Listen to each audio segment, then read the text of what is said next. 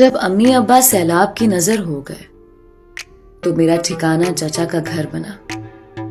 چچا چچی نے ماں باپ کا پیار دیا کہ میں نے والدین کی کمی بھلا دی. کسی یتیم کو لاکھ پیار دیں، والدین کی بات ہی اور ہوتی ہے. بھری دنیا میں کوئی تو ایسا ہوگا جس کو میں اپنا کہہ سکوں گی اور جو ہر حال میں میرا ساتھ دینے والا ہوگا.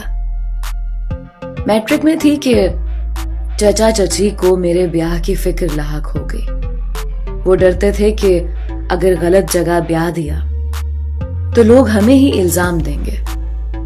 ان دنوں میرے لیے کافی اچھے رشتے آ رہے تھے، لیکن چاچی کسی نہ کسی وجہ سے انکار کر دیتی تھی. پھر انہوں نے فیصلہ کیا کہ ہم سجیلا کو اپنی بہو بنا لیتے ہیں. گھر کی لڑکی گھر میں رہے گی اور ہم کو دعائیں دے گی. چچا کا بیٹا عبدالرحمان ان دنوں ٹریننگ کر رہا تھا. اس کا سلیکشن بطور آفیسر ہو چکا تھا.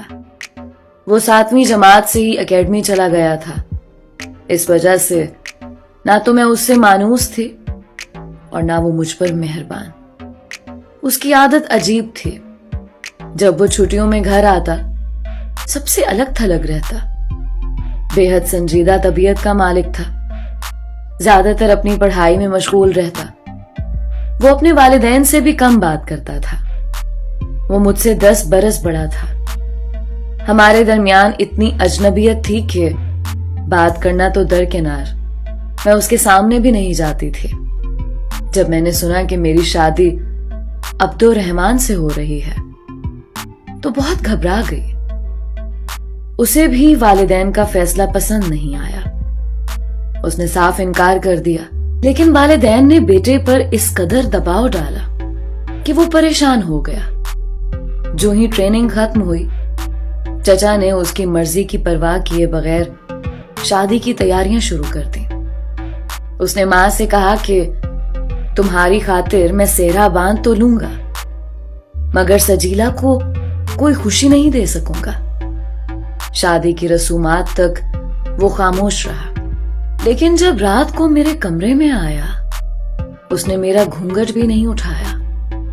میں سیج پر دلہن بنی بیٹھی تھی اور لاکھوں اندیشے میرے دل میں تھے. اس نے کہا پلیز اپنا گھونگھٹ خود اٹھا لو، میں ان تکلفات کو پسند نہیں کرتا.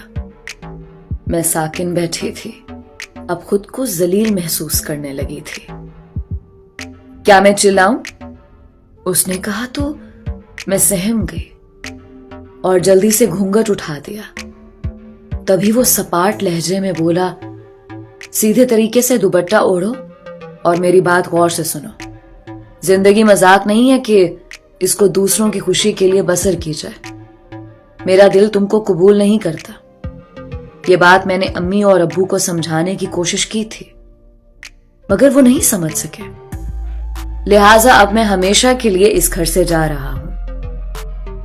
میں سیج پر دلہن بنی بیٹھی رہی اور وہ چلا گیا. گویا اس نے اپنے والدین کے کیے کی سزا مجھ کو دی.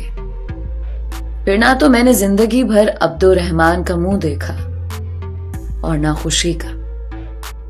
چچا اور چچی خود کو میرا مجرم سمجھنے لگے اور میں خود کو، کہ جس کی وجہ سے ان کا نوجوان بیٹا گھر چھوڑ کر چلا گیا تھا.